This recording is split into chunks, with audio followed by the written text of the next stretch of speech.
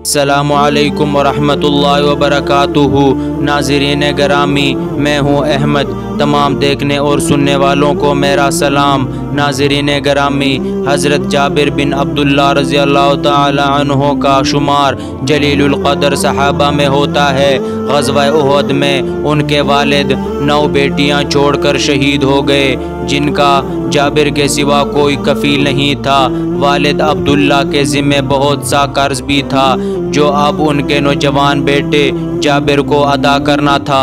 جابر ہمیشہ قرض کی ادائیگی اور بہنوں کی پرورش کے بارے میں پریشان اور فکر مند رہتے تھے۔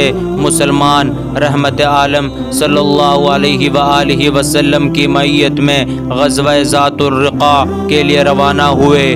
جابر بھی ان کے ہمراہ تھے۔ وہ غربت کے مارے ایک انتہائی لاغر اونٹ پر سوار تھے جو چلنے سے انکاری تھا۔ سب لوگ ان سے آگے نکل گئے اور وہ قافلے کے آخر میں رہ گئے۔ رسول اللہ صلی اللہ علیہ وآلہ وسلم کا دستور تھا کہ آپ ہمیشہ قافلے کے پیچھے پیچھے آیا کرتے تھے۔ آپ صلی اللہ علیہ وآلہ وسلم کو جابر کا رینگتا اونٹ نظر آیا تو ان کے قریب گئے اور دریافت فرمایا، جابر کیا بات ہے؟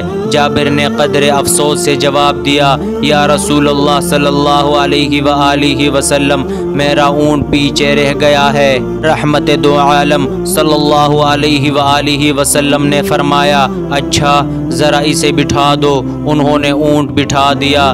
نبی کریم صلی اللہ علیہ وآلہ وسلم نے بھی اپنی اونٹنی اس کے قریب بٹھا دی۔ آپ صلی اللہ علیہ وآلہ وسلم نے جابر سے مخاطب ہو کر فرمایا، ذرا اپنی لاٹھی دینا۔ انہوں نے لاٹھی پکڑا دی۔ آپ صلی اللہ علیہ وآلہ وسلم نے لاٹھی سے اونٹ کو چند ہلکی ضربیں لگائیں۔ اونٹ جو ابھی تھوڑی دیر پہلے چلنے سے آری تھا، اچھل کر کھڑا ہوا اور بھاگنے لگا۔ اس کے انگ انگ میں چستی کی لہر دوڑ گئی۔ جابر بھاگ کر اس کی گردن سے لٹکے اور سوار ہو گئے۔ اب وہ رحمت عالم صلی اللہ علیہ وآلہ وسلم کے ساتھ ساتھ چلنے لگے اور خوشی سے پھولے نہیں سماتے تھے کہ ان کا کمزور اور بے فائدہ اونٹ پہلے کی طرح تیز رفتار ہو گیا ہے۔ حضور اقدس صلی اللہ علیہ وآلہ وسلم نے جابر کی طرف متوجہ ہوئے اور چاہا کہ کوئی بات چھیڑے۔ جابر افغان شباب میں تھے اور جوانی کے تفرقات عموماً شادی اور معاش کے گرد گھومتے ہیں، تو آپ صلی اللہ علیہ وآلہ وسلم نے یہیں سے گفتگو کا آغاز کیا اور پوچھا، جابر شادی کر لی ہے؟ جابر نے مسکراتے ہوئے جواب دیا، جی ہاں۔ آپ نے دریافت کیا، ہے یا شادی شدہ؟ جواب ملا، شادی شدہ۔ نبی کریم صلی اللہ علیہ وآلہ وسلم کو تعجب ہوا کہ نوجوان کنوارا آدمی شادی کے لیے عام طور پر کنواری عورت ہی کا انتخاب کرتا ہے۔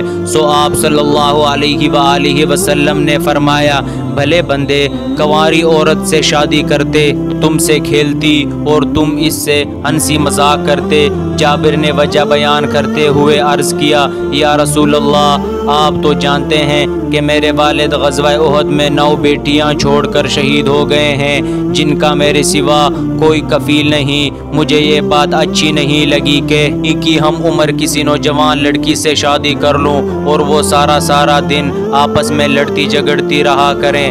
اس لیے میں نے بڑی عمر کی عورت سے شادی کی ہے، جو ماں کی طرح بہنوں کو سنبھالے، ان کی کنگھی پٹی کرے اور انہیں صاف ستھرا رکھے۔ رحمت عالم صلی اللہ علیہ وآلہ وسلم لکھا کہ ان کے روبرو ایک ایسا نوجوان کھڑا ہے جس نے صرف اپنی بہنوں کی خاطر جوانی کے پرکیف جذبات کی قربانی دی۔ رسول اللہ صلی اللہ علیہ وآلہ وسلم نے جابر کی مالی مدد کرنا چاہی۔ آپ صلی اللہ علیہ وآلہ وسلم نے ایک بار پھر مخاطب کیا اور فرمایا، جابر اپنا اونٹ مجھے بیچ دو۔ جابر سوچ میں پڑ گئے کہ یہ اونٹ ان کا کل سرمایہ ہے۔ پہلے تو یہ لاغر تھا، لیکن نوازش رسول اللہ صلی اللہ علیہ وسلم کی برکت سے اب قوی اور مضبوط ہو چکا ہے۔ پھر انہوں نے یہ بھی سوچا کہ رسول اللہ صلی اللہ علیہ وآلہ وسلم کے مطالبے کو کرنے کی کوئی گنجائش نہیں، تو انہوں نے جواباً کہا، یا رسول اللہ ٹھیک ہے، بتائیے اسے کتنے میں خریدیں گے؟ تاجدار کائنات صلی اللہ علیہ وآلہ وسلم نے فرمایا 1 درہم میں۔ جابر نے حیران ہو کر پوچھا، صرف 1 درہم؟ یا رسول اللہ آپ مجھے گھاٹے میں ڈالنا چاہتے ہیں؟ رسول اللہ صلی اللہ علیہ وآلہ وسلم نے بولی بڑھائی، چلو 2 درہم میں۔ نہیں اے اللہ کے رسول، یوں میں خسارے میں رہوں گا۔ رسول اللہ صلی اللہ علیہ وآلہ وسلم قیمت بڑھاتے رہے، حتیٰ کہ بات 40 درہم تک جا پہنچی۔ جابر نے مطمئن ہو کر کہا، اب ٹھیک ہے، لیکن ایک شرط ہے کہ میں مدینہ پہنچنے تک اونٹ پر سوار رہوں گا۔ رحمت عالم صلی اللہ علیہ وآلہ وسلم نے اس بات میں جواب دیا۔ مسلمانوں کا قافلہ مدینہ پہنچا تو جابر اپنے گھر گئے اور اونٹ سے سامان اتارنے کے بعد سرور دو عالم صلی اللہ علیہ وآلہ وسلم کی میں نماز پڑھنے مسجد گئے اور اونٹ مسجد کے قریب ہی باندھ دیا۔ محسن انسانیت صلی اللہ علیہ وآلہ وسلم نماز کے بعد باہر تشریف لائے تو جابر نے کہا، اے اللہ کے رسول، یہ رہا آپ کا اونٹ۔ چنانچہ آپ نے بلال کو حکم دیا کہ جابر کو 40 درہم سے کچھ اوپر دے دو۔ رضی اللہ تعالی عنہ نے حکم کی تعمیل کی اور 40 درہم سے کچھ اوپر رقم جابر رضی اللہ تعالی عنہ کے حوالے کر دی۔ جابر نے رقم لی اور یہ سوچتے ہوئے واپس ہوئے کہ اب ان پیسوں کا مصرف کیا ہو، نیا اونٹ خریدا جائے یا گھر کا سامان لیا جائے۔ ادھر رسول اللہ صلی اللہ علیہ وآلہ وسلم نے بلال سے کہا کہ یہ اونٹ پکڑو اور جابر کو دے آؤ۔ بلال نے اونٹ کی بھاگ تھامی اور جابر کی طرف چل پڑے۔ جابر نے بلال کو اونٹ کے ساتھ آتے دیکھا تو حیران ہوئے کہ کیا سودا منسوخ کر دیا گیا ہے۔